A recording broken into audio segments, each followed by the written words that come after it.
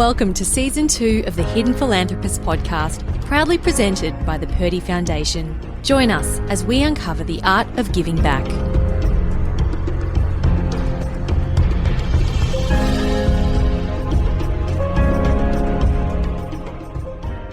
So we've got lots to talk about today. You've got an amazing journey, and I guess I want to start with, previously you've been an ambassador to the Say It Now campaign, which encourages people to seize the opportunity, to seize the moment, and to reach out to people that either they love or that are special to them, to take that opportunity to really thank them. And I guess I want to thank you to start with for giving me the opportunity to reach out to you and to have given me your time and give me the opportunity to thank you and to celebrate you and to shine a light on how special you are. And that doesn't just come from me, but that comes from thousands of people that you've touched over the journey. So thank you, Moira.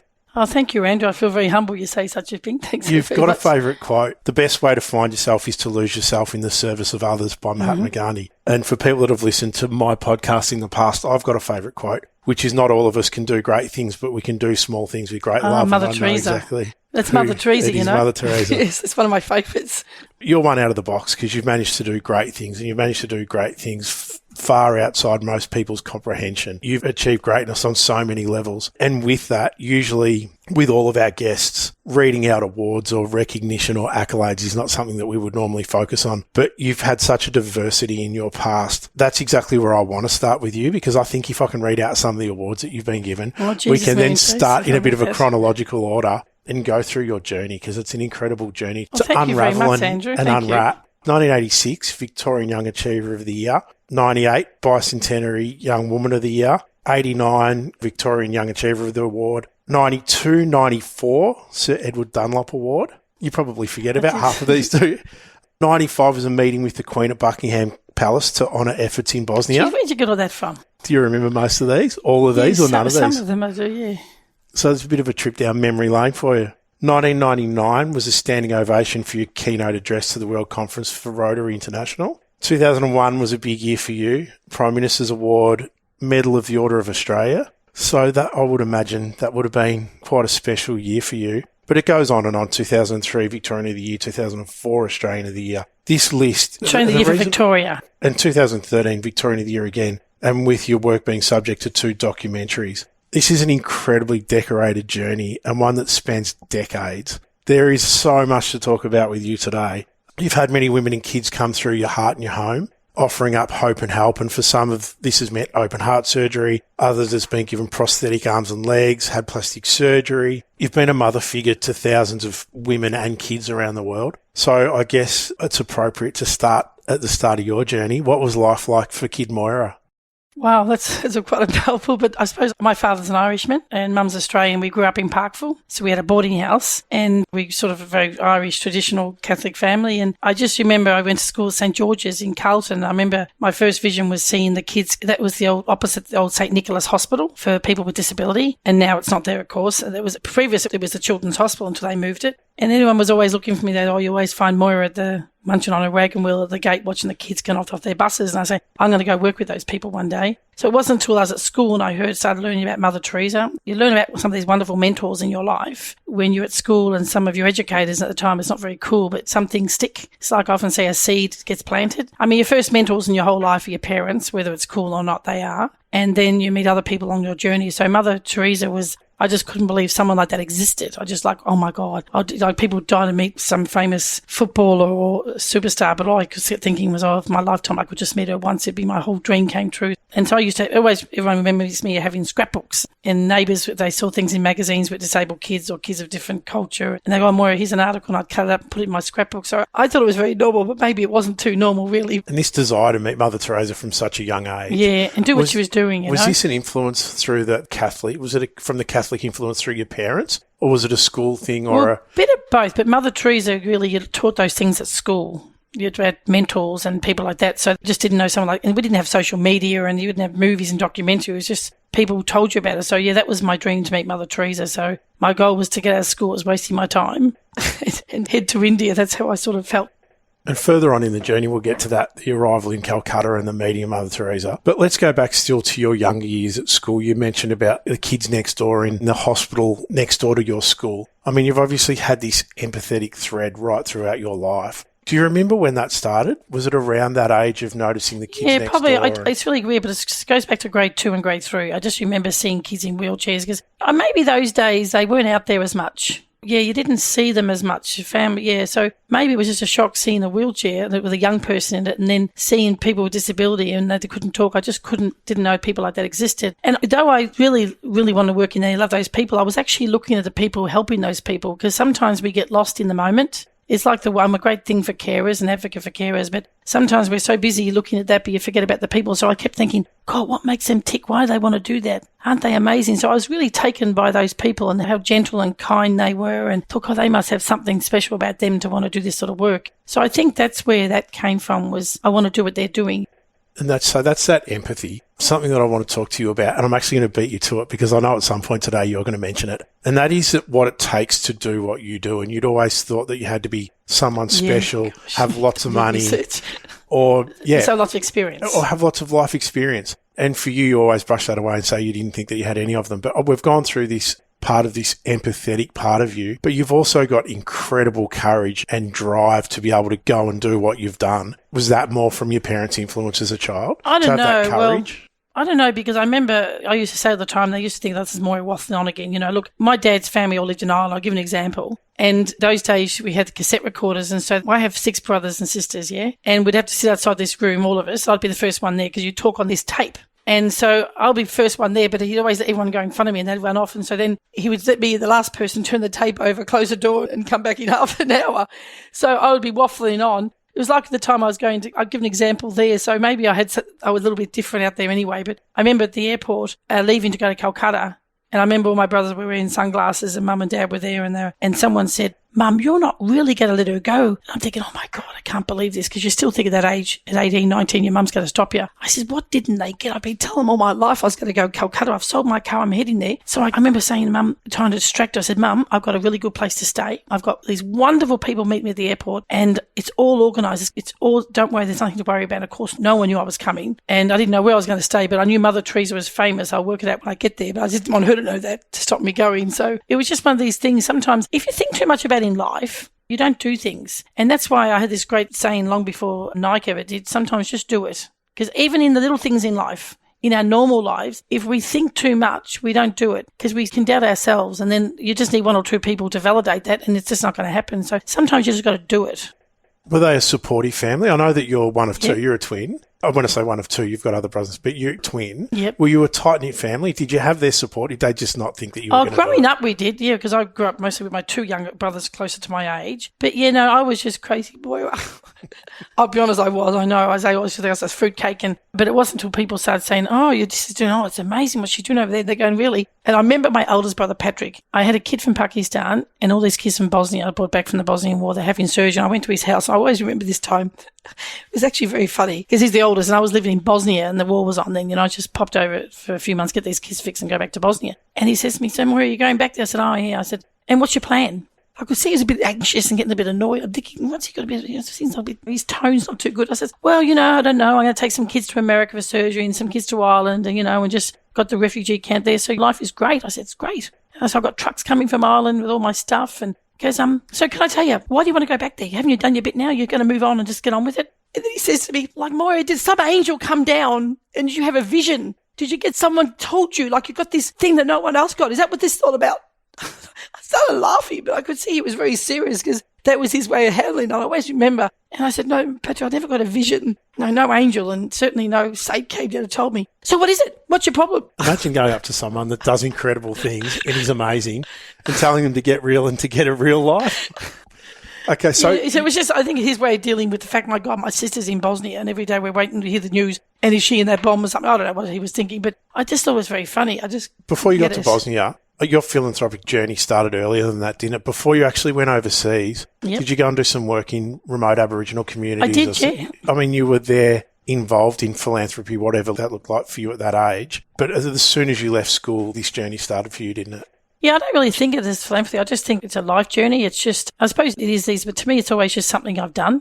Philanthropy looks like a whole heap of different things, doesn't it? Yeah, like it does. It's not just, it does. It's, It's in service. Service above self. Like Rotary, I had that lovely motto. But yeah, when I did the training for the Aboriginal mission, I actually thought I was going to New Guinea. I said, my girlfriend and I were there, and we're going, and everyone else has kept talking about Aboriginal mission. I'm thinking, I said, after like 6 months, we're going, no one seems to be talking about Papua New Guinea. And then we realised this group is all going to Western Australia. I said, oh, geez, we'll just go there. Then I said, we'll just go with it. And we loved it out there. Yeah, what did you do there? There's a mission in Perth, and there was a mission in Tartan, which is like 2 or 3 inland from Geraldton. So it was all the kids that came from the stations, and basically to provide education, they did primary schools. So the kids would live there. So I was actually a house mother for maybe about 20 little Aboriginal boys between the age of 6 to about 10.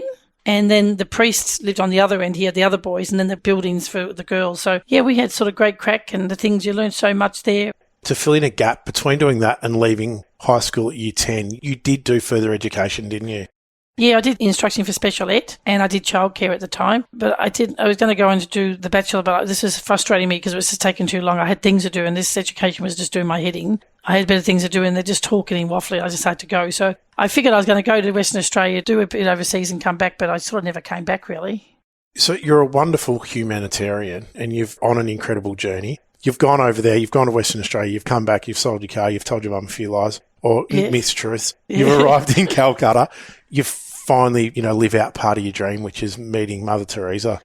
Well, Jesus, Mary and Joseph, when I knocked on the door, I just thought Mother Teresa was going to answer the door. She wasn't even bloody there. I couldn't believe it. I just couldn't believe I could have arrived in Calcutta. She wasn't there. I was like, you think she was going to be there waiting for you? Well, yeah, I was just very naive, and I couldn't believe it. She didn't answer her door, but I couldn't believe she wasn't there. She was overseas. I said, oh my God, I wrote to you. Didn't Mother know I was coming? I was very naive. I just thought I had all these wonderful ideas that Mother Teresa hadn't thought of yet, and we're going to do all these things together. But you soon realise there's lots of Moira Kellys in the world from different countries who had the same vision. So, yeah, you get put in your box very quickly and you get on with it. But I did meet eventually Mother, but the biggest shock was that she wasn't there when I arrived. I was shocked. Some of that naivety helped you get there? Oh, yes, I think, and a sense of humour. Yeah, overcome some of maybe the nerves and the anxiety and fear of going over there. Maybe that naivety actually was a benefit to I think it is. And I think in this sort of work, 100%, innocent ignorance, I call it, innocent ignorance. But also I just think the most important thing for anyone working with people is really a sense of humour. Even in the dark times, there's more happy times than bad times. So, yeah, so then you met the nuns and you saw what the sisters and brothers are doing. You met other volunteers.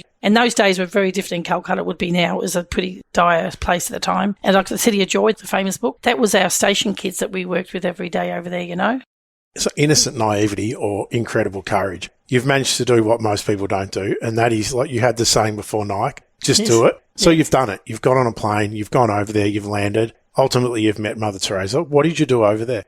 So I worked eventually with the brothers in a place called Howrah, which is where the City of Joy was. So it's just over the bridge from Calcutta. And it was a home for dying destitute men and boys. So I ended up taking on all the dressings of the wounds of all the people. We had a TB ward and all this. And so all these people come from the street, and they're also like kids who live on the street. On Sundays, they come in for a feed and a shower. But some of the wounds I'm talking about, some of these wounds are open wounds. I'm doing stitches, and I'm doing I had people with toes coming off. I mean, even really bad. I mean, because I don't get to hospital. So when I think of it now, I'm thinking, oh my God, how did I do that? But you just do. But you learn off a particular brother. And then when you're there for that long, you end up taking over the whole thing. You do it every day. So in the afternoons, then I used to work with the dying destitute in Calcutta. But then one of the things I did end up doing was I ended up, because I used to run camps at Lions Village, Akola. I learnt lots of things, children's camps here, found a privileged kids in East Gippsland, and it taught me loads of stuff, all these life things you just come back with. And so I just ended up raising money and taking a toy library to Calcutta and taking it to different orphanages and then taking it home and taking it the next day. But then I started doing clown shows. Because things we did at Lacola, I just learned to do those sort of things. I thought, God, so singing, I had the guitar. So when I came back to Australia, I joined the Moomba Clown Club, really just to get ideas with fake in your face and all that. So then I went back. My clown show became very big in Calcutta. So people used to come from all over Calcutta where I was staying, and they would say things like, oh, Moira, we had people in the hostel I was staying at say, Moira, we had some people come here from this place, and they're asking if they could book the Australian clown in. And I'd get people from France or America who'd come and join my show. And it goes for about an hour and a half. I said, Moira, we think it's wonderful what you're doing, but we're not your agents here for booking these shows. So I ended up doing the shows probably 3 times a week. So, so I did clown shows in Calcutta as well as the home for the dying destitute. And you talk about looking back on life lessons when you were over there and things you'd learned. Keeping in mind, you're in your young 20s over there and you're being exposed to some seriously horrific injuries and situations, aren't you? I would imagine that would be a huge amount to take on at such a young age. Well, it's like when you live in, similar to like a war zone, you've got to have a bit of a reality check. You can leave here when you like. But one thing that probably hit me was with Calcutta, because it was incredible poverty. It was something no one's never seen before. And some of the injuries, and it's hard to believe all these children live on the streets. But I remember coming back to Australia in between to get some more money and head back again. I remember I was sitting in the lounge room. I'll never forget this. And my mum and dad were there and maybe one of my brothers, and the news came up about there's someone missing in the surf. And they've got all these helicopters and these ambulances and all these volunteers. I'm going, oh my God, they would do that just for one person. I said, I can't believe that. And they're going, what did you just say? Well, I just can't believe they would do this just for one person. I said, one person's missing, right? I said, yeah. Well, why would they have all these people looking for one person? Because I just had this moment in life where I forgot, I'm coming from Calcutta, I'm going back, and the value of life in Australia is so much more different than the value it was over there. And it was just one of these things I would never have said in the past, but I just said as a matter of fact. And they're looking at me like I was shocked. How can you say such a thing? I said, and I realised what I said. I said, I'm not dismissing his life. It's amazing how we value life in Australia, because there's people in the streets in the train station in Howrah, they just want to drink, and some people won't even give it because they've got this car system, or they just think they're homeless. They go past and they just die of dehydration. And, Before we move on to the next chapter, because you had a long journey on the road in crisis-torn areas, but while you're still in Calcutta, you finally have met Mother Teresa, and one thing that I'm interested in is from 7 years of age, which is very young. I mean, this is a long time that this woman has played a large role in your life. Like, you've looked up to her, you've wanted to meet her. She's been a mentor to you at this stage, even though you hadn't met her. When you finally got there, did she have the impact on you that you thought she was going to have? Oh, she did. Yeah, she was amazing. She was a tiny little thing, hunchback a little bit there, and you had to listen very carefully to her English because she spoke very softly, but she was at Mass every morning, and she would give communion to the volunteers, and then after Mass, the sister would run away, and she'd come and just talk to the volunteers and sit in a circle. So I got photos of her sitting in a circle with her, and you're sort of mesmerised by her. So I never told her all these ideas I had to make her all this work, and I never told her that. And she gives out these little business cards, which is the prayer of St. Francis. So, yeah, it was one of those moments is to see just a reminder in life that no one's untouchable. A reminder in life no one's untouchable. Was it a confirmation for you that you're on the right path and really compounded the fact that you were doing what you wanted to do and needed to do? Yeah, and then I realised there were a lot of Mother Teresas in the world, even in Calcutta, who weren't necessarily Catholic nuns, because then you're inspired by the volunteers you meet. You think, oh my God, what brought them here? And, in life, I think, Andrew, it's funny, we always see the good in others before we see the good in ourselves. And that's just human nature. And it's often when someone says something, oh, what was that about? But we can see others. And so here with these volunteers and you hear their stories and think, oh my God, they're just amazing. And what brought them here and where they've been and when they're going to go. So I think it's a good way to be humble like that. Look, having gone to Calcutta and lived there and my dream came true, I realised I've met all of us will have mentors in our life. There's going to be probably every decade you're going to look back and there was 5 that had big impact on your life. Whether you like it or not, your parents were your first and our most precious mentors. So they're the ones who just, without saying things sometimes, just we see what they do. You think, God, yeah, they've got something something they've said in one word. They just put it all together in your brain. So don't underestimate the people who have had an impact on you in your early life and as you go along. And I've met quite a few Mother Teresas on my journey. You're the modern day Mother Teresa, and the reason I say that is, well, I guess it's like you said, it's easy to look at and find the good in other people. But I mean, you're impressed and you've been blown away by some of these people that haven't done half of what you've done. So I would imagine a lot of people have you as their mentor and inspiration. So that's a credit to you. You finished in India. Where off to next? I popped into Africa for a year. Oh, maybe about just under a year. I worked in the townships in Joburg, and then I worked with the Kalahari Bushmen in Botswana. And my dream was really go to the Bronx because I met someone in Calcutta who had worked in Africa, so I was like, I want to go there. But then I remember I seen a magazine on something like with these children with AIDS and with drug problems in America. I thought, oh, geez, I really want to go there. So then I made some inquiries, and so after Africa, I then went to the Bronx. I felt as passionate about going to New York, the Bronx, than I did as Calcutta. I just couldn't get there quick enough. So then, yeah, so once I finished South Africa, I got the visa and I headed to the Bronx and I lived in a convent there. I'm not a nun, though. Look, I would have become a nun, but I couldn't take the vow of obedience of anyone, I'll be honest with you. Everything else I could have managed. Yeah, so then I worked in the crack and AIDS babies in the mornings, and then I worked in a shelter every day. Let's dig Loved into it. What was it about? What were you doing? Well, in America, I swear, in the Bronx, there was just not enough days in the week. I used to work 5 days a week at the shelter with homeless women and children, so I was in the children's section. So these kids, they have different tier shelters in New York. They have the ones they first go into homelessness, which is like these great big warehouses just with beds, like something out of a war zone. The second one, then they make up to these second stage. So that where they a couple of women in apartments and the kids are there and the social workers dealing with the mums and we deal with the kids. So then I went to the South Bronx and I found out a hospital that deals with these crack and AIDS babies. Long before we had the problems here, it was unheard of, really. So they have this wonderful group. So this is basically crack-addicted babies, isn't it? Yeah. They call it the border nursery because they become bored at the hospital. There's nowhere to go. So so you have this wonderful group of women, usually Hispanic and African Americans, who would go in like grandmothers and they become like Clayton's grannies. And so basically some of these children would go through violent to passive withdrawal symptoms and you need to hold them. And so I was the youngest granny amongst us all. And then I used to say, very seldom, you probably 2 times you'd see a mother come in each day. Other mothers were on programs or couldn't see their children, or some have had the baby and just left the hospital. And some women have given birth, they haven't realised they've given birth. And these big babies become brought to the hospital because they've got nowhere to go. And they're also going through very passive to violent withdrawal symptoms. And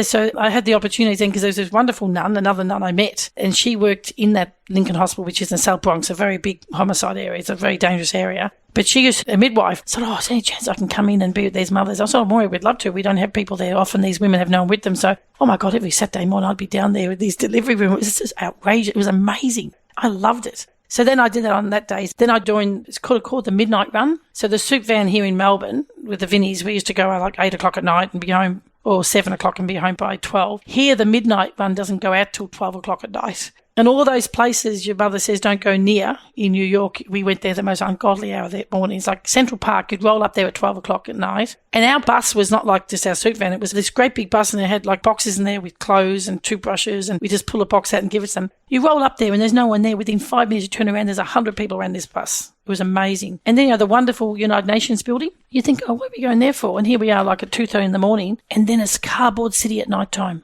Just behind there, people live in cardboard boxes, but they're all clear during the day. And then I met people, it's the first time, that time in this Melbourne where I used to live here at that time doing the soup van, it was mostly men, but I could not believe how many women were on the street. And some of these people who were going to the soup vans, live on the street, would go to the swimming pool area, get a shower and go to walk. They couldn't have, some people with that sort of housing, they just couldn't get home. So they were homeless people who were very poor and had addiction and different problems, but there were some people who there was no housing for them.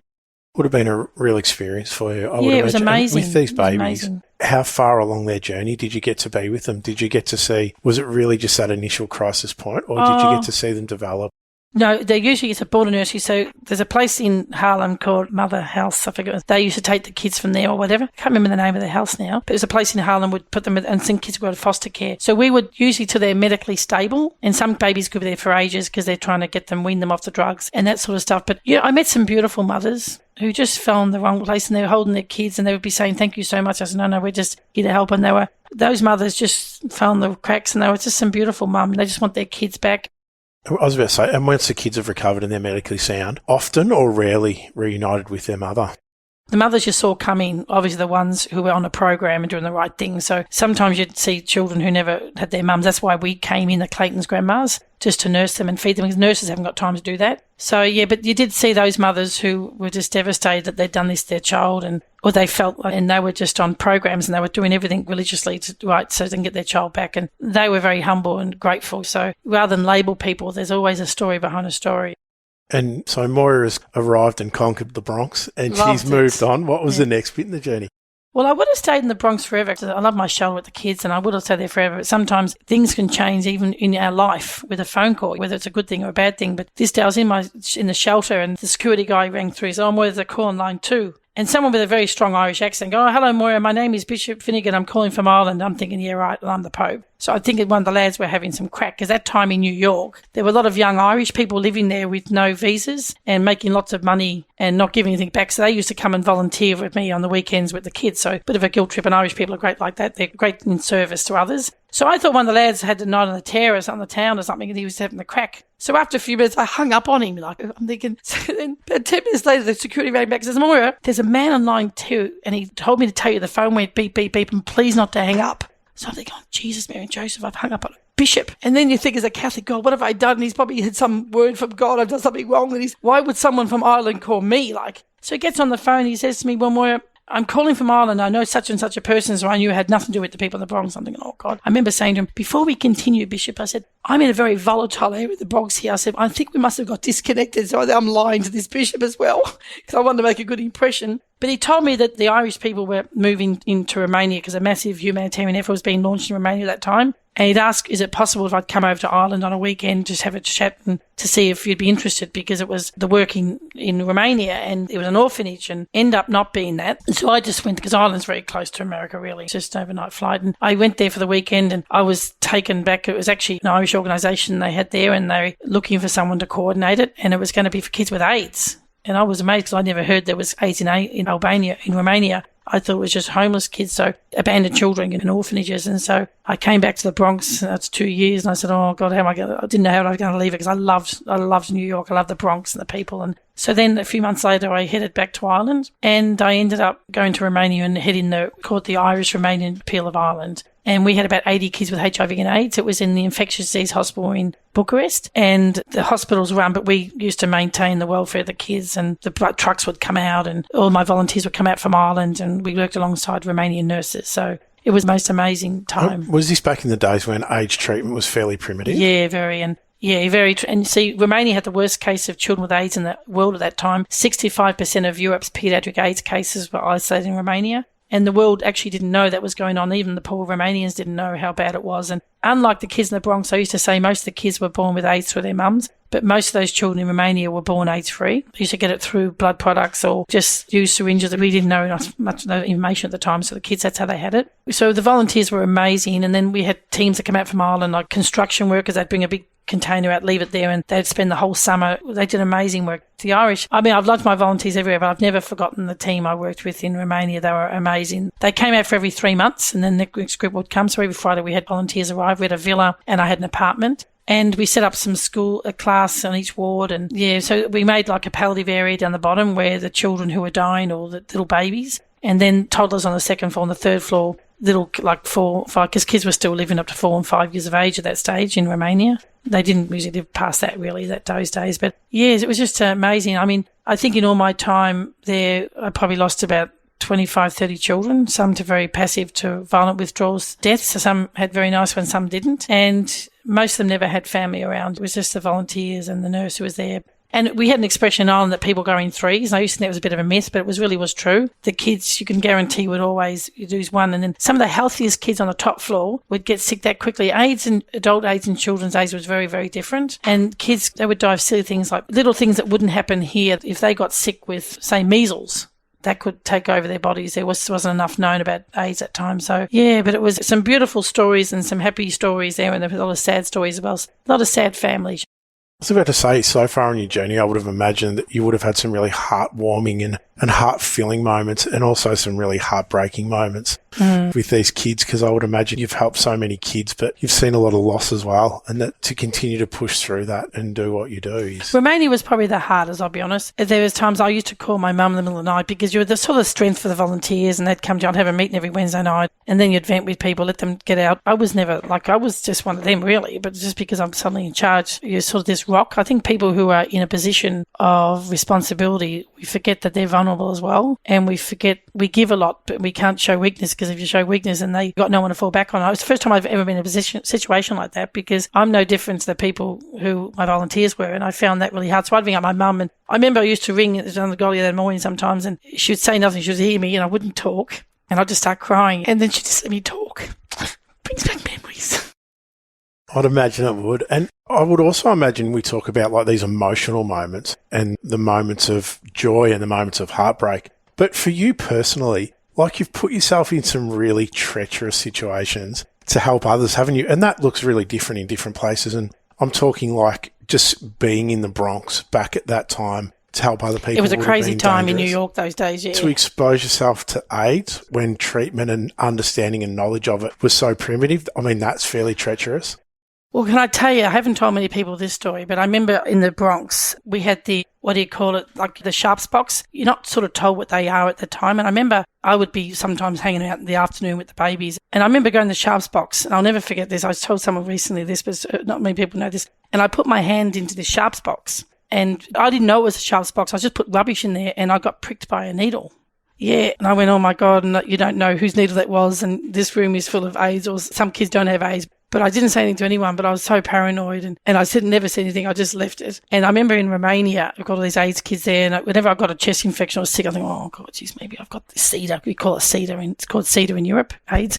So anyway, I remember going back to the Bronx in between my time in Romania, And I remember I went there for a month. Some friends from Ireland, volunteers in New York, paid for my airfare, come over for a holiday. So I had a bit of a break because I'd lost a bit of kid. So someone sort of looked after the place. I went over there to the Bronx. And I remember I was at someone's house and I was watching the news about these places in Harlem and South Bronx you can go get tested anonymously. So I thought, geez, I better bite the bullet. I've got to go back to Romania. I said, if I've got the AIDS, at least I know. So I remember going to this clinic and you had to line up with all these people there and they take you in. You have to go through a counsellor first. I said, look, I actually don't need counselling. I just want you to check my blood. Oh, no, we need to know what sort of risk factor. He was a lovely man. He was an African-American, lovely man. And he went down, I told him the story, and he said, Moira, it's very unlikely you got it from that. No, but you don't understand. This room, it was all kids with AIDS and the place with AIDS, Romania now, I'm thinking, oh my God, every time I get sick, I think I probably got the AIDS, but I don't want to get tested. I said, Moira, it's highly unlikely. I said, but look, we'll do the test and you have to come in next Tuesday and we'll give you a result. So I never told anyone. So I remember going back there and sitting there because I rang up. So can you just tell me over the phone? No. Oh, no more. You have to come in. I said, I've definitely got it because he won't tell me over the phone. But I didn't know that was a blanket rule. And I remember lined up. He brought me in. He's laughing and chatting. I said, can we just cut the chase? Just tell me, have I got it? I said, Moira, I told you haven't got AIDS. I remember giving a big hug and he said, oh my God, thank God I haven't got CEDA. And I said, Moira, I told you wouldn't have it. Mostly drug users and all this sort of stuff. I said, you didn't have I said, yeah, but I was in this room and I pricked my finger. And so I was so relieved. But I carried that for like 2 years. So it's just things like that. You just think, oh, God, I didn't want to tell anyone because I didn't want to go to Romania. And so you do stupid things. Sometimes stupid things happen, but they happen for a reason. So, yeah, I remember that. 2 years worried, do I have AIDS? I'm looking after kids. Oh, I've got AIDS anyway. So I think to myself. And I wanted to move on quickly because I don't want to make you emotional, but it would be remiss of me not to ask, how have you managed to emotionally disconnect from or emotionally remove yourself from so much tragedy over the journey? I don't know. I suppose talking to my mum those days was good, but she wouldn't often talk. She'd just let me talk and then I'd be okay and then I'd get on with it and then she'd say what happened and how were the volunteers. So I don't know. It's like when they had like kids having surgery, it's never easy you're not happy if they say it's successful until they wake up. I don't know. Often sending kids in the days I had lots of kids coming out and I just take the kids to Ireland and then send them back. And it's like a funeral at the airports when you send them back because you're so invested and they're so part of you and you've been by their bed, you haven't left them. And so, yeah, I think like it's not easy. And your family obviously did play a significant support role. Especially mum and dad, when you're overseas. Yeah, mum and dad were huge, yeah. Yeah, they were huge, especially on the phone. Like my brother and sister wouldn't know how many times I'd ring up mum and dad and Dad would hand the phone to Mum, of course. But yeah, but she'd often say nothing. She'd dying to say, are you okay? Something happened. But she'd just wait. So She was very good. She took lots of my phone calls then, yeah. So that was just a nice thing to bounce off on, I think.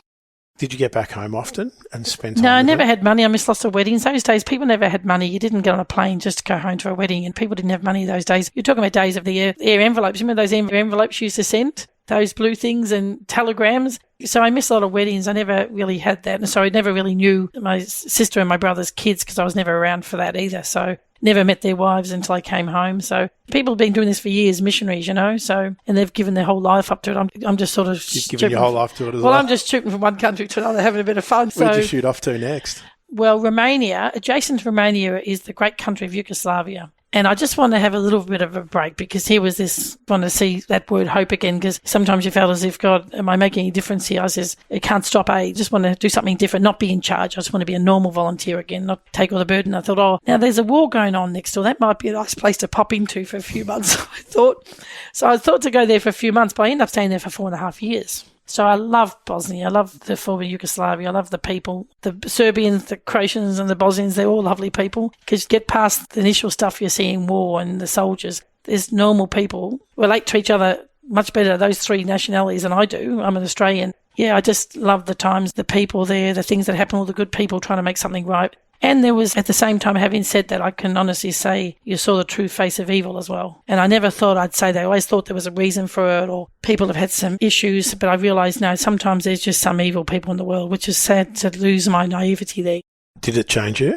Yeah, it did. It did definitely. I often heard an expression once saying there's two types of people in the world. One, people have been to war and those that haven't. So, yeah, you just realise what people are capable to do to others. You don't really think human beings could do that. One of the things that really drew me to Bosnia too was, I don't know about you, but I can't look at movies on the Holocaust. I can't look what happened to them. I think as human beings we feel so frustrated that we couldn't do something. And I said, well, you know what? I'm alive now. And I can't answer for the Holocaust. I can't answer for the people who've done anywhere in the world before me, but can answer to my own kids in the future or whatever. Say, well, what happened during Bosnia? What did you do? What did we do? So I'd like to go back and say, well, they might not always remember me, but they'll know someone from Australia came and took their kid and operation or brought trucks out, but they'll know another human being was there. So I want to know that I was there. Just because it's the war in Bosnia or there's problems in Palestine, there's problems in East Timor, doesn't mean it's not our problem. Just because we happen to own a passport that gives us so much wonderful, two wonderful things is a passport and a Medicare card that we just take so for granted. I said, doesn't mean just because I have that doesn't mean it's not my problem. It's as much my problem as it is theirs. I live in this generation, but I wasn't here 150 years ago, so that wasn't my generation. Those people should have been there for each other as well. So just because I'm Australian and the problem's in India, I'm living at the same time as these people. It's as much my problem as theirs. So you've gone to a war-torn country for rest and relaxation, and the humanitarian in you's kicked in again pretty quickly. Loved it, yeah. And you're straight back into it. Yeah, so all my trucks that used to come from Ireland to Romania, I got them to come over and meet me in Bosnia. I was going to put them, and I moved into this refugee camp, and it was built by MSF, and they left. And then I moved into one cabin, and then I ended up just using your resources and making phone calls and started getting all the stuff, supplies. And then there was a railway camp as well. The Germans came with that great idea during the war. They brought all these railway carriages across Europe. And the idea was going to be a transit camp. People stay for a few weeks, but no one thought this war was going to go on for as long as it did. It never stopped. It went on for years. So people lived in these railway carriages. So yeah, that was another big project. There's another story another day, but just making railway carriages with bathrooms and getting these other companies to help me and just have a flush system. I said, why can't we put a flush system and give these people? That's another story. But then we had that and then brought trucks out, and that's when I started doing sick kids with Bosnia.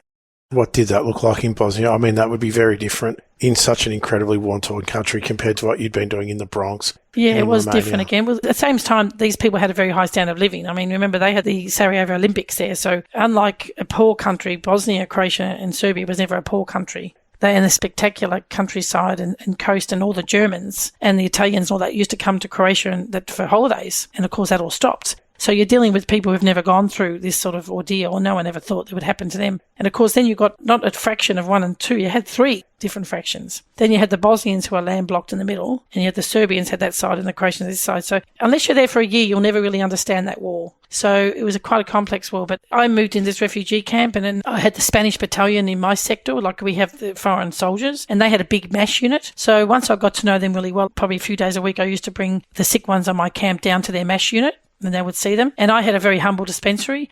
And then people started hearing there was some foreigner. If you're a foreigner and speak English, they all think you're American. They said, oh, there's an American down there. She's been there for a couple of months now, and she's got this big hospital. I only a very humble dispensary, and I'm not American. I said, look, I speak English. And they'd say, oh, you poor thing, you're not American. No, I'm very happy to be Australian. I don't want to be American. I said, anyone that speaks English has to be American. Albania was like that too. But anyway, so then people started coming with sick kids, and one thing led to another, and sometimes you get sick kids, because in the wars, it's only the beds were given to soldiers, and certain soldiers, injured soldiers, even people giving babies in and out really quickly. You couldn't get beds for sick people those days. So it was very difficult, and there was operations that suddenly these doctors who were specialists couldn't do anymore. They were doing trauma stuff. So I ended up, my first one was I sent a child to America for surgery. I just made some contacts. This child had been travelling for a few days with its mother and survived a massacre. To make a long story short, I ended up getting this child in America. But tell me, how did you make that happen? Like, most people wouldn't be able to make that happen. Well, I'd never done that before, because I remember she came into my room, and the women said, Moira, there's a woman that came last night and she's got an injured child. And I said, oh. And then she said, Moira, so I always get nervous because she says you can't help when they're, like that, like in a war zone. And then one thing like another, she saw me, she started hugging me and kissing me because she just felt this incredible thing. The foreigner's here. She's going to sort this out. And I'd never taken a person overseas in my life like that. I'd taken kids from the Bronx to Australia for a holiday from the shelter, but I'd never done that. So I just always, because then she said to me, please, she told me what had happened, and she went on to say that my child needs to go overseas, and they said the American lady could do it. I said, well, number one, I'm not American. And number two, I said, look, I don't do that. I said, but I know a lot of organisations in the area, because we all have security meetings on Monday with the S4 or 5-4, the UN anyway change their names every couple of months, and we go there for security meetings. So I'd speak to the other lads who run NGOs. So I spoke to we all know each other pretty well. So I said, lads, I've got this boy, it's happened here, explain what's going on. They go, oh, Moira, it doesn't work like that. Oh, Moira, we're going to have meetings. And I was a little bit naive, but I never knew there were so many reasons why you couldn't do something. And sometimes when you get too big, everything becomes too big. And sometimes you've got to come back and look at the simple things in life and realise, black and white, the child needs to go overseas. You need a doctor, you need a hospital, or get a plane. I said, don't start making all the other stuff so complicated. I said, you people have the resources. You're famous. You've got the big logos and nice cars. Everyone knows who you are all over the world. I said, oh, Moira, we know that, but you wear your heart in the sleeve. It doesn't work like that. And I'm thinking, well... Who were some of these big Oh, no, I don't groups want back to then? do that. I don't want to do that. I don't want to discredit people. So. I'm also meant the ones that supported you. Oh, okay. But these are big NGOs, And I'm just a little segment in Bosnia, Because I would imagine there's a fair bit logistically to getting a kid from a war-torn country to America for surgery. Well, it is, but at the end of the day, it's a plane fare and a visa. Why should it be so complicated? It just sounds complicated. If you want to go to a holiday in Bali, do you need a visa? You're going to buy a ticket. I mean, at the end of the day, it's a plane fare, especially out of a war zone. I mean, you take a kid anywhere in the world, a mother will take them anywhere if you could do. So life shouldn't be that complicated, really. Plane tickets you can book online. But those days you have to book through a travel agent. But anyway, so then I kept waiting for the people to get back, and then I kept avoiding this woman in the camp, and she finally came up to me and she said to me, oh, Moira, what's going on? I thought, oh, my God, I'm not going to... When you're in this work, you're the recipient of many false promises. People, when they see you, they want to do this and that, but they forget and they go away. And I don't do this to other people. I said, and so I leveled with her. I told her the truth. I said, look, I'm waiting for these people to get back and these people to get back, but all I know is someone's going to come up. I said, then she said, well, and I'll never forget this lady. She says to me, Moira, what country do you come from? I said, what do you mean by that? Where's your people? I said, well, my dad's Irish, my mum's Australian. I says, I come from Australia. So anyone that's been out of Australia for more than 2 years becomes like a travel brochure. I start talking about the kangaroos, the whole thing, and we're both laughing. And then I talked about Ireland and the people there. And she says, what are your people like? I said, well, they don't suffer fools, but they know something's, they'll go for it and they'll help anyone. They're dinky dies, the Irish and the Australians, I said. So then she says, I can ask you one more question. I said, you can. I says, if you told your people about me, like if I told you about her, you, even yourself, Andrew, and do you not think that they'd want to help? And I looked at her and I went quiet. I went, God, there's not a person in Australia, if she knew your story, I can guarantee they would say yes, but they'd say how. Because we don't know how we can help. Because I didn't know how. I said, well, I just need to go overseas. And I said, oh, God, if it was that simple. But rather than think of the doubts and think, God, that sounds so complicated, don't even think like that. You just got to think, okay, you need to go overseas. You need to see a doctor overseas. And so I left her and I just started making phone calls in Ireland because I had no money to pay for passports and tickets. I was going to ask you, I did want to interrupt. So there's all these side of it, the logistics side of it that you've taken care of. You're running around, you're ringing around, you're making these things happen. Calls, yep. But the financial side of it, I would imagine that would have played a fairly large role in it too. And like you said back then, money wasn't like it is today. You didn't just jump on a plane. No way, no. And you can't just book. So I got friends and I rang them up in Ireland and said, can you do some fundraisers? I need money for this passport's going to cost this. Visas, you'll need some money there, and I need an airfare. I said, and then I rang up America and someone said yes. And then some other people said, we'll put them up. So that means food and accommodation. So that's a big part of it as well. People don't realise accommodation, food, if you can get that box ticked, oh my God, it's a big help. So then the money came, make a long story short. All embassies will give you a visa for that if you do the right thing. If you've got a good record. And number two, if you just, rather than complain, oh, what do you want this for, that for? One thing I learned is just do it. Don't ask questions, whatever they just tick every box. Because that's what embassies have to do. Whether you're working with the British Embassy for Belfast, take kids there, or whether you're dealing with the American Embassy or Australian Embassy, they just got to know if that person goes on a runner. I have 2 fugitives in Canada, by the way, but that's another story. They want to know they ticked all the boxes and there's nothing they did that was not right. So, and I guess you had that track record when it comes to integrity as a person, but there really wasn't that track record when it comes to medical evacuating. But people are very sympathetic, human nature, when there's a war and it's a child. Because, I mean, who wouldn't want to help? We couldn't help the Holocaust, but we have a chance to help here. And doctors have gone into the profession because they're obviously a caring nation, people, and they wanted to care for people. Papin have brilliant minds and incredible charisma to do medicine. They first start off with this wonderful empathy. I want to help people. So that's the core of their existence anyway, any doctor in the world, regardless of how much they earn. So, yeah, so people just started saying yes. And when you said in the beginning about those awards, I do forget all those. But you know what? They don't give money. They don't have to. It's all about the credibility. So I knew getting visas to Australia, people would know, oh, well, she's feeding him. She's not taking us for a ride. So those things will really give you credibility, you know? That's why I wanted to start with the awards, because that's what they are, isn't it? Like, it's a recognition and it's a credibility and it's an integrity thing. And it's a nod to you that you are capable and you have done all these things. And that's a really nice part of it, isn't it? I mean, it would be nice if it came with a whole heap of money, but... Yeah, but when I look at that, I think, well, that's a visa. I can get a visa. I'm not going to have... I can make a phone call and people respect the fact that I'm doing it for the right reason. Because sometimes you probably meet a few loose cannons. So that child went to America. Oh, I thought I was wonderful. My God, to even sound, I have a child in America. It sounded amazing. So I thought, I'm going to go to Mostar. I'm going to go speak to them. There must be some other children. And all my volunteers go, oh, Moira, you nearly killed us. We've done that now. We move on. Because even life can become complacent in a refugee camp. Because we had our things, what we did, and that kids had to stay contained because we saw hormones everywhere, so we couldn't get, and the kids would go into houses in the area that had booby traps, so you had to keep the kids entertained, and till they were looking at clearing, things like that. And so their life was busy, and we had a dispensary. But I felt as if, no, maybe it's happened for a reason. Everything happens for a reason. They said, oh, Moira, I said, isn't it funny how even in Bosnia, you don't want to take on something else because our life is complacent. You get comfortable with your little life, even in a war zone. And it's funny in life, it doesn't matter where you are, we have this comfort thing. So I went up there with my translator and had an appointment. It was a container hospital on East Mostar with the Muslim Syria. The South Africans brought these containers out, and that's how they built their hospital, because they lost their general hospital because of a divided city. And I went in there, I met the director, and we're sitting there and had a little meeting. He said, oh, what can I do for her? I said, well, I have a child in America. This sounded great. I sounded like I was a real professional. I said, now, do you have any other children that you'd like to help me with? And so, is that right, Miss Kelly? So you'd like to help some children? And I thought he was very, very nice, but he's been a bit sarcastic, but I didn't pick up on it. I just remember him on his little chair, and he pushes his chair back like this and puts his arm across here and opens this file and get out looking and brings this file out. I just always remember this vision. And he gets this file out and he goes, and he gives me this sheet of paper, and there was like 30 names. I said, oh, what's that? Well, that's 30 children here, Miss Kelly. So if you'd like to stay on that list, and when you're finished with that, I've got more in this file. I said, oh, yeah, that many sick children, injured children in Bosnia. I said, yes, but, you just work on that and you let me know how you go. So he thought he'd never see me again.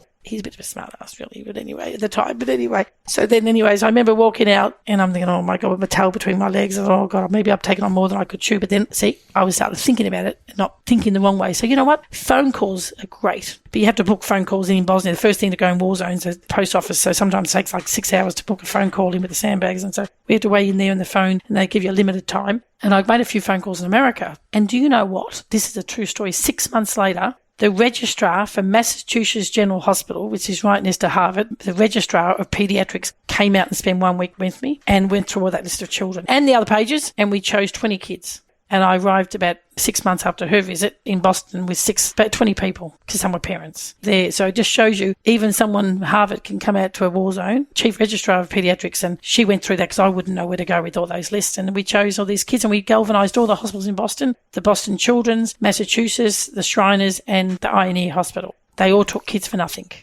So your credibility is obviously plays a massive role in this, but really it has been as simple in some instances for you as just asking the question. Like, there really is people out there that are willing to help. Yeah, everyone, if it's for legitimate reason, and who's going to say no to a sick kid? I didn't even think twice about it. Well, we'll just ask. You can't harm with asking. So Rotary Club played a very big role too. They would always pay airfares. So I remember this little girl who'd been injured. She was like a 10-month-old. She had shrapnel in the skull, and the doctor had been working with her. And I remember walking out there, and he says, oh, so Moira, when you're all finished, so you're heading down under to our colleagues. I said, sorry, what does that mean? I said, our colleagues down under, you've got kids coming to Australia. I said, well, no, but mark my words, I'm on my way. I said, so I had some kids to go to Ireland, but on my way back, I dropped into Rome and picked up the passport of 2 boys. And I thought to start off with my own people in Australia was start off with just 2 kids, make it not too complicated, and see if my people would embrace this. So my first 2 boys that come to Australia, it was amazing. The 2 boys were both lost a father and a leg in the Bosnian War. They were young teenagers, 14, 15, Artis and Elvis. And they were accepted at Bethesda Hospital here in Richmond,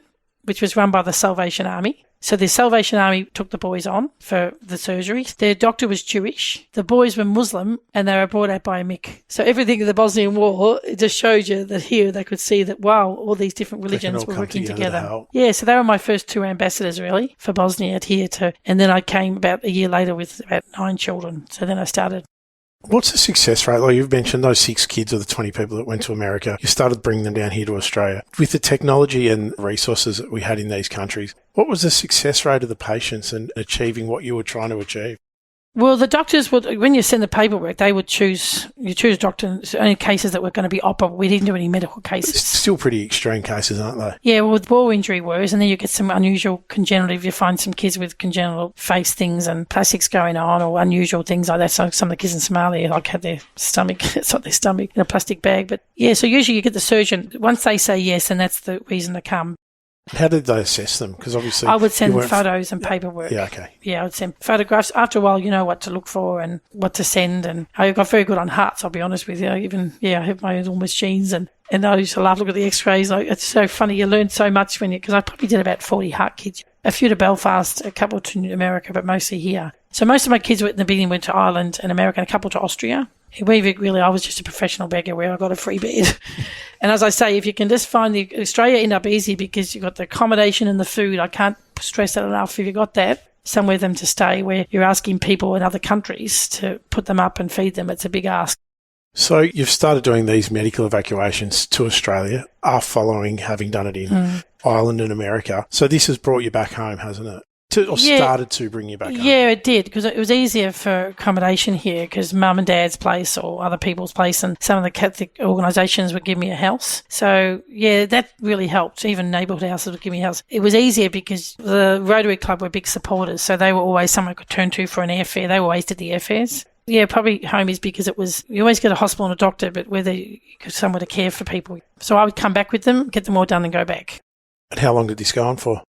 Oh, well, all the Bosnian War and all through Albania. So, yeah, and after Albania then is when I came back to Australia. I figured if I can do this on a laptop in Albania, I can do this in Australia. And because Ahmed and Emmanuel sort of came in the picture then too, you see.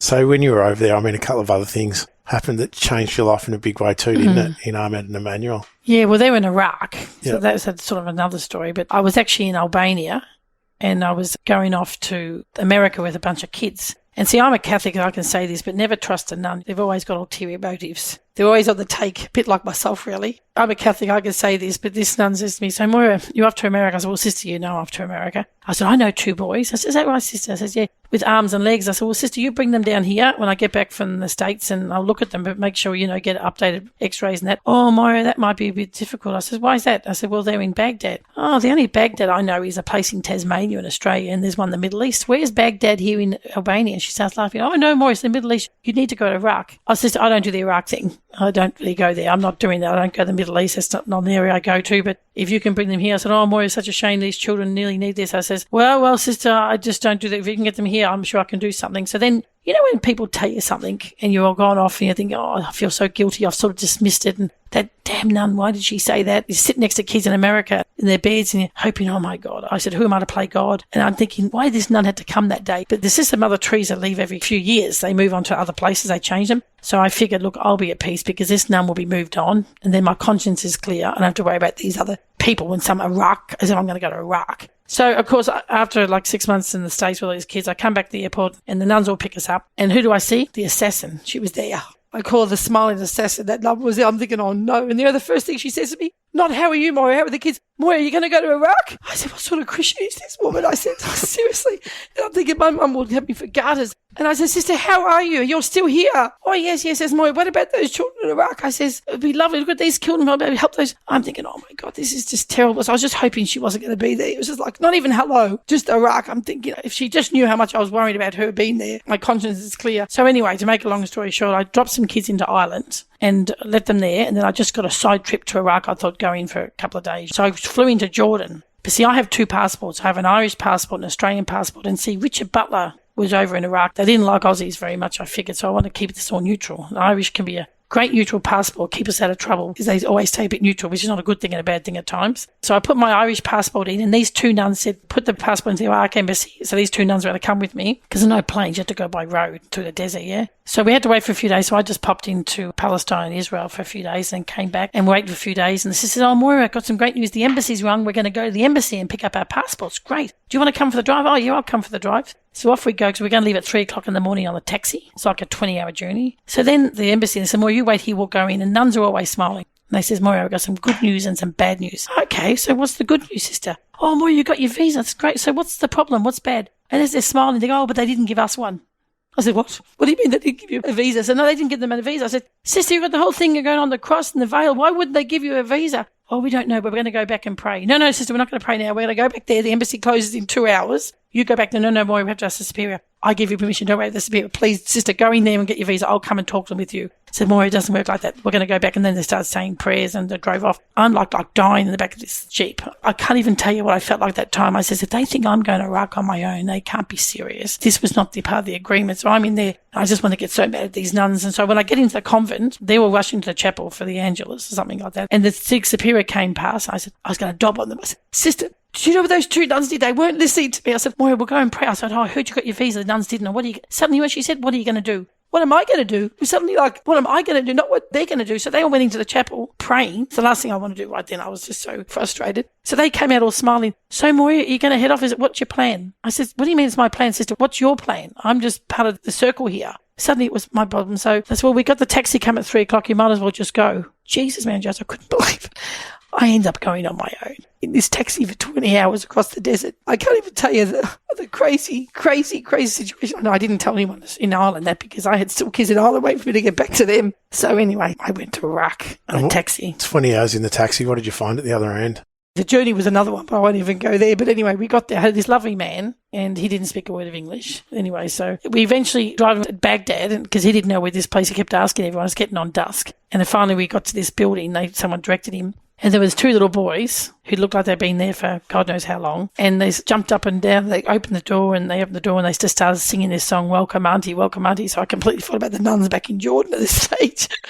I was very happy to be there. I can't believe I made in one piece. Anyway, but yeah, I spent the next 5 days with the boys, and the sisters took me to Babylon and visit some other children. And so, yeah, it was amazing. But there was no other children in that orphanage that would be candidates to go. They had all sort of other disabilities that wasn't be able to fix. But these were Ahmed and Emmanuel, very able boys, just with some limb deficiencies, but amazing.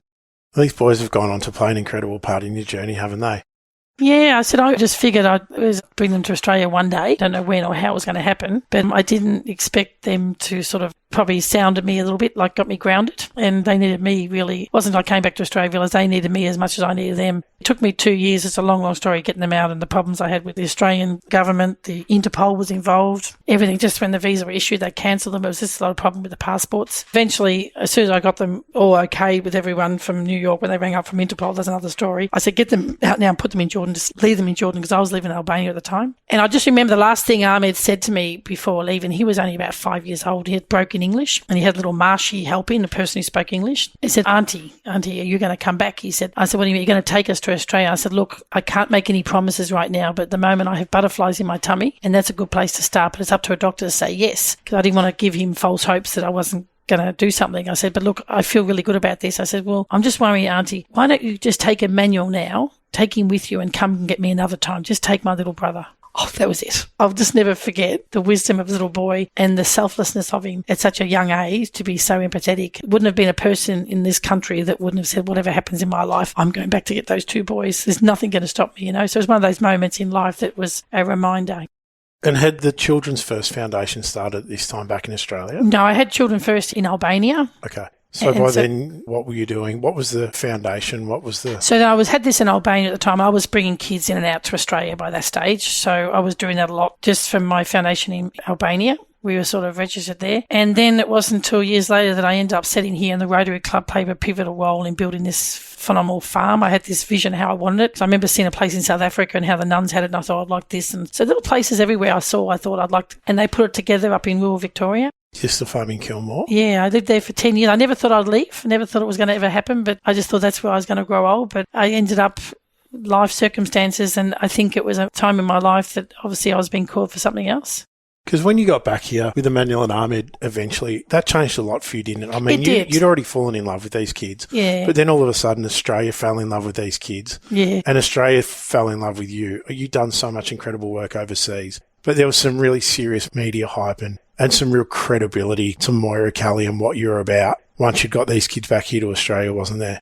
Yeah, I mean, there were so many other kids that were coming for surgery, and so in a little bit, they sort of went down the back down because they saw the stories of the kids coming in and out. So Ahmed and Emmanuel grew up with all of that as well. So it kept them very humble, Emmanuel's not too humble these days. He's an artist. What can I say? That's another story. But anyway, yeah, so it just sort of, things just happened, and I hadn't even thought about them returning. I just was so busy. And then one day I realised, God, the war in Iraq was bad again. It was really bad in Iraq again. And the boys were really state wards. If you look at it, they were state wards of Iraq, and they were underage. And I remember Philip from the Palestinian community here helped me meet with the Iraqi community here. I said, look, what am I going to do? I said, the Iraq government, these boys, and I don't want to send them back. I said, okay, how can I send them back to this situation? And I said, I realised I needed them as much as they needed me. And that's where we just kept prolonging it until the time came that we could go to the minister and see if we could get ministerial intervention for the two boys. So they both became Australian residents, which was the one personally from Amanda Vanstone. Seriously, she called me in my house. I'll never forget as long as I live. I remember, Moira, there's a call. Amanda, I said, I don't know, Amanda, you just had to call. Moira, you need to get this call. And they said, Moira, Amanda. And I was so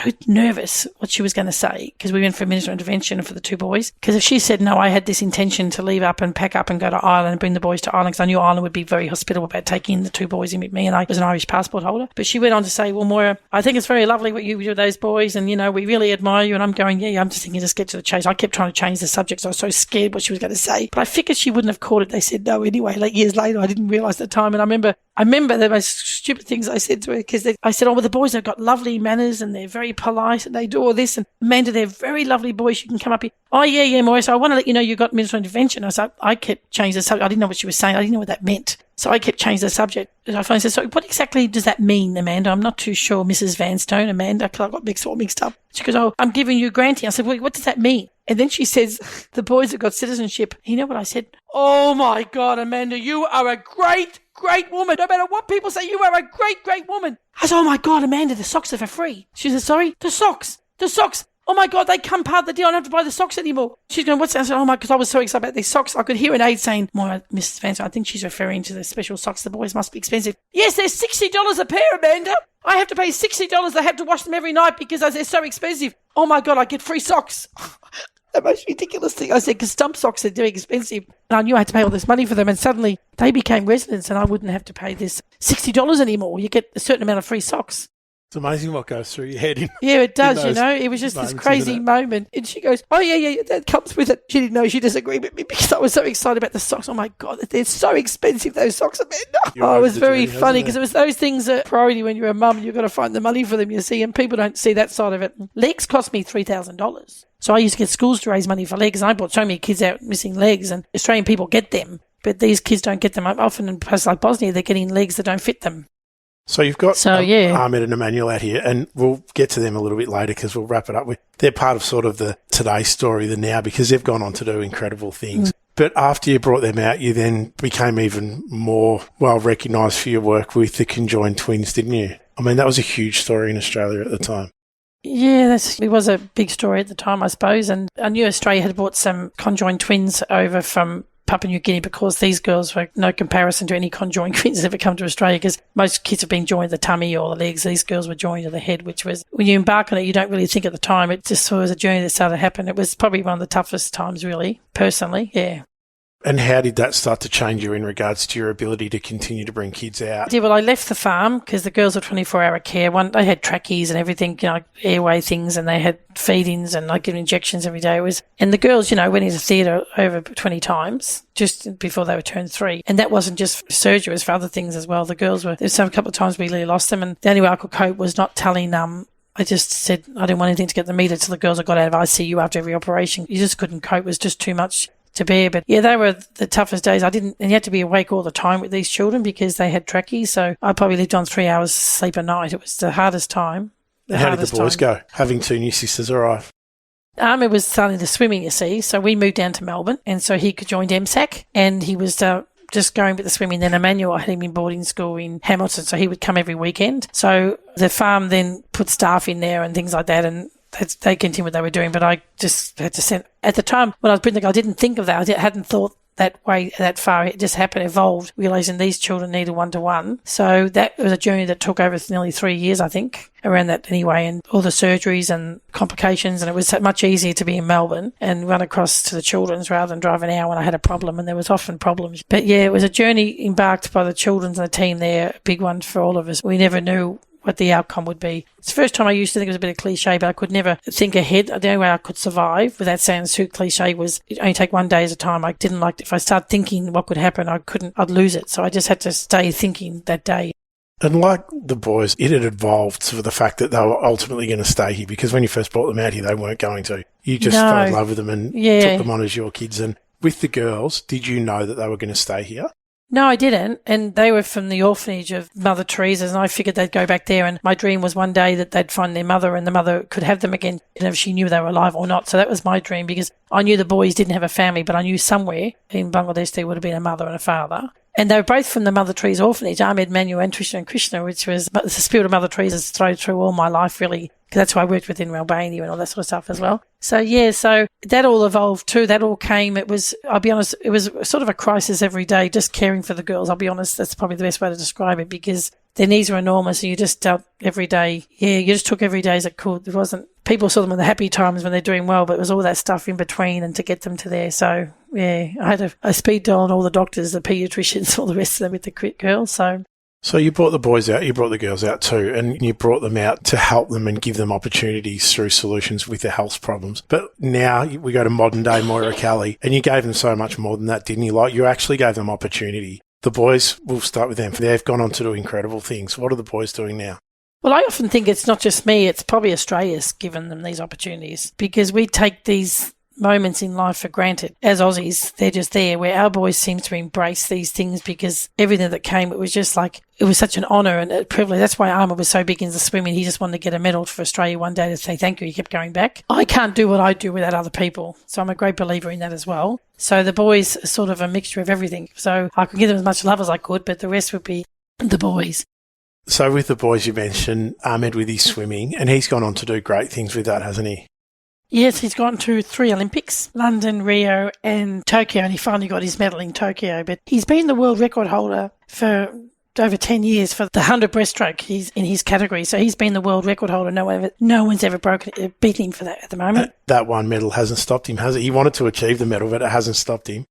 No, well, he got the record for that, but he went on to keep going because he really wanted to get a medal. And I think it was all about saying thank you to Australia for giving him this opportunity. So that's probably the difference with the boys, is everything that's come their way, they've just grabbed because they just thought this is a chance of a lifetime. And my boys don't really notice their disability. They just get on with it. I don't really notice either myself either. So yeah, to me, it's now and again you look at Ahmed for a moment, you think, oh, how do you do that, you know? So I don't know. Often I found the kids in Bosnia, when they're born with all their limbs, it's harder for those kids who have lost a limb through war, where kids who are born with it. For Ahmed and Emmanuel, my vision of those two boys, it was normal for them. But they do everything. I mean, yeah, Ahmed drives a car. They're working with the connection with Telstra. He's got lovely writing. Anything that needs to be fixed in the house, computers or phones, he fixes them. He's got no fingers and no hands. Emmanuel had He's a movie star. He's in movies in London at the moment, yes. He does a lot of speaking as well, and he's got this big charity over in London. So he's been in America for the last 6 years. Now he's moved to London, and they're starring in a few movies. So yeah, that's a bit weird, isn't it? So both of them are living a pretty amazing life. Yeah, I suppose they are, but they certainly didn't get their swimming and their singing for me. So they're very, very different too. They're very different, yeah. Probably got their courage and drive from you. Maybe, but I'd like to think they got some empathy and caring for others and giving back. I think that's probably the most important thing. I have to keep reminding Emmanuel to be humble because he's an artist. It's a music thing. I said I don't care about the music thing. Just remember the people that come before and after you. Ahmed's on the board of your current foundation. He is. He hasn't been an active member for a few years because of his swimming, but yeah, but he's always the person you go to when we got stuck in the past, yes. And what about the girls?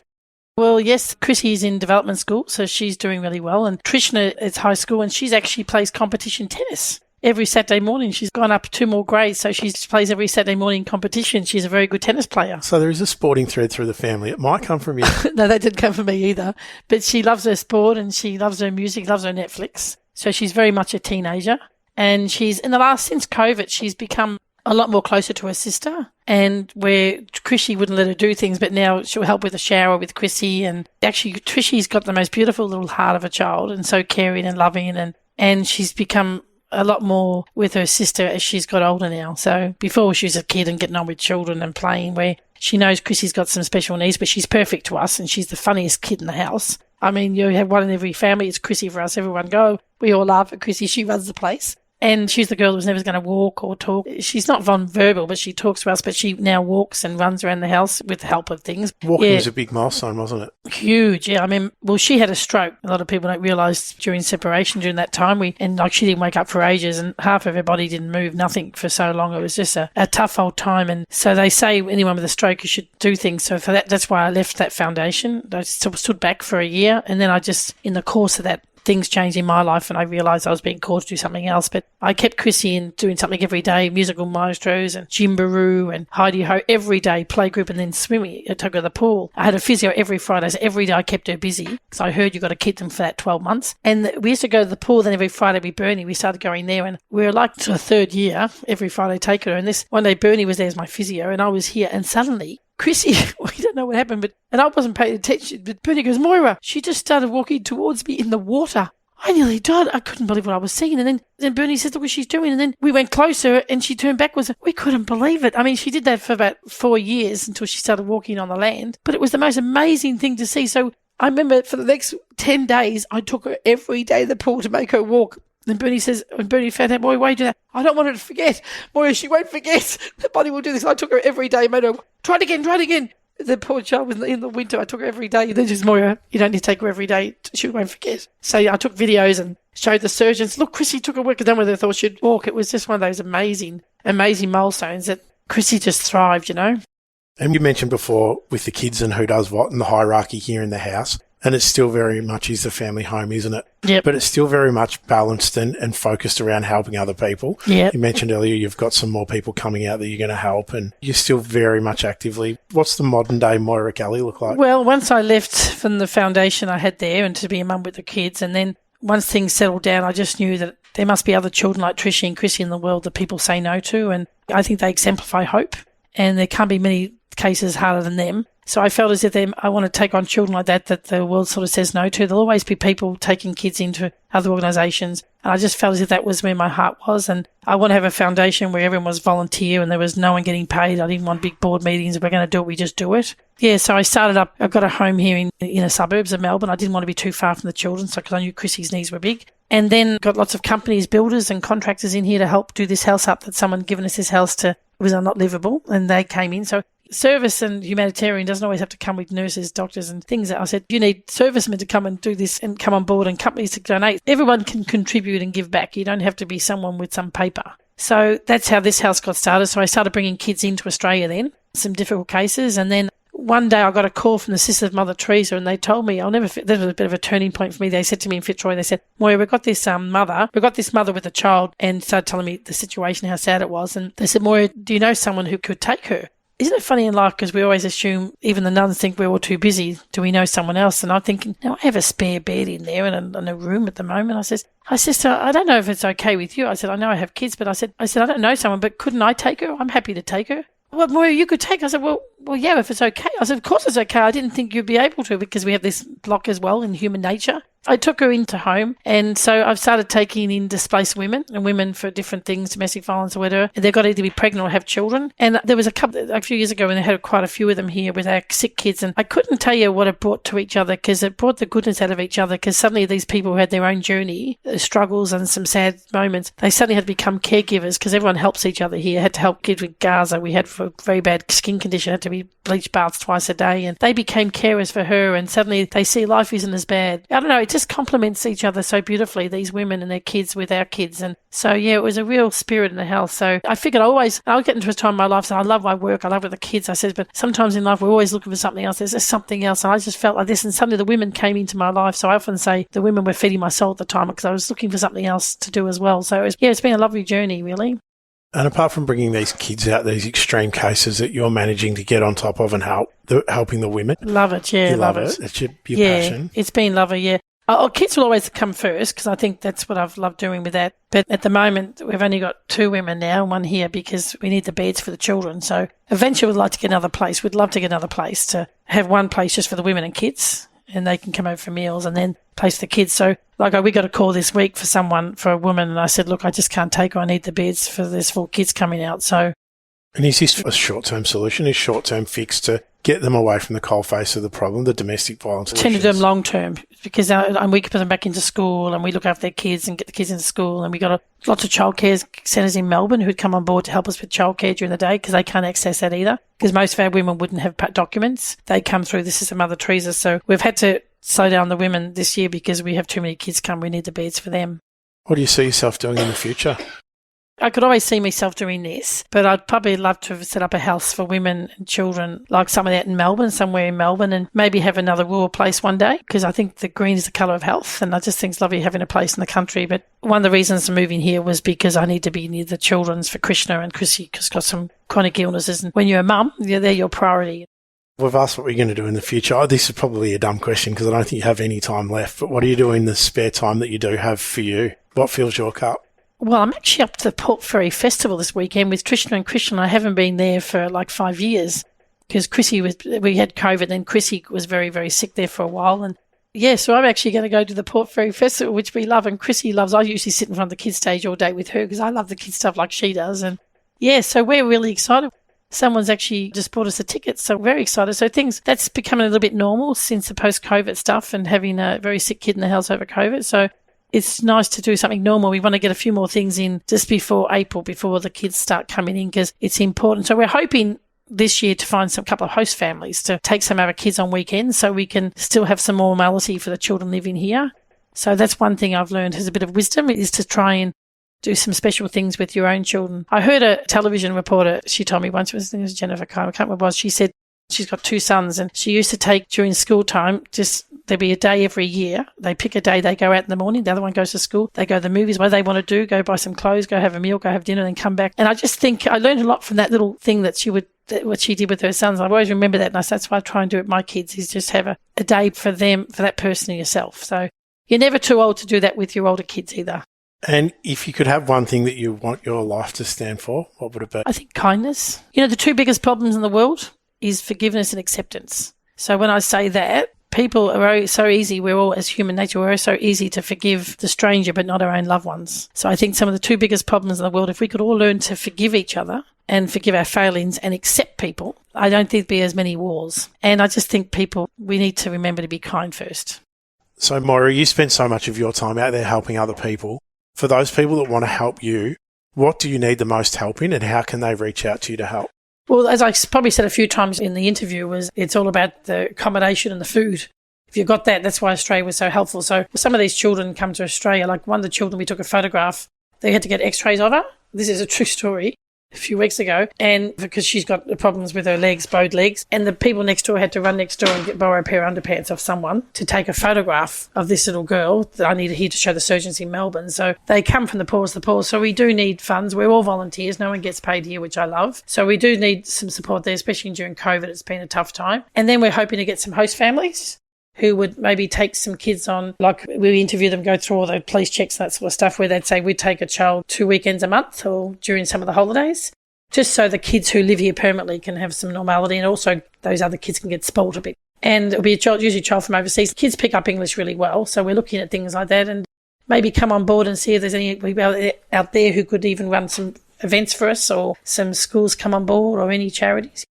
One thing I've been surprised by is that there's always a willingness of people out there that want to help. They often just don't know how to help. Yeah, exactly. For the people, you do such an incredible job. For the people that do want to help you, we now know how or where the areas are that you need help. How can they reach out to you? So they could reach out. We have a telephone number, the Creating Hope Foundation. Also, they get on the website and write to people there. We have people that respond every day to that. We don't have like a full-time office person, but we have a couple of volunteers who man all that. So we get back pretty quickly. So people can contact us and reach out and say we want to do a coffee morning or raise some money, or we want to put this. It'll be amazing. When we get those phone calls, we get so excited. Like yesterday, we got a company. I was speaking to him because we need to get the scans done for one of our kids coming back. She's going on a trial, and they're going to do all the scans. And then they said I said, I've got to organise these bloods now because our kids don't have access to that at school. Those things are all expensive. So I try and get it donated. And then he says, we've got a sister company. And I said, oh my God, when you get off this phone, I'm going to start screaming. I just like won the Tats Lotto. He starts laughing, but it's so true. If we get a company to do the scans, and then they know someone to do the bloods, I can't tell you what that means. That's huge for us, So it looks like we've got this thing that's going to do all the time. I'm really excited about that. So to listeners out there that want to help, Moira Kelly, Creating Hope Foundation, reach out, get on their website and let them know that you can help. Little things in great ways, as Mother Teresa always said. So, to our modern day Mother Teresa, thank you from everyone from the bottom of our heart. You're amazing. Oh, thank you, Andrew. You've got the gift of the gab too, so well done. Thank you. And you've done I've really enjoyed today, so thank you. Brought back some stories I didn't remember myself as they came back. So amazing. I don't often go that far back. So thank you. Thank you from me, and thank you from everyone else. Good on you, and God bless, and thanks for your support. You can check us out on the Creating Hope Foundation. We have a website and we have a Facebook page. That'd be great. Perfect. Thank you so much. Thank you. God bless. Thank you.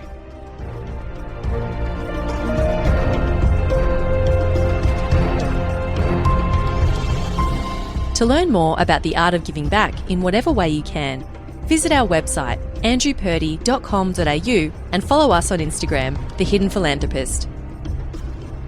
Thank you for listening to the Hidden Philanthropist podcast, proudly presented by the Purdy Foundation.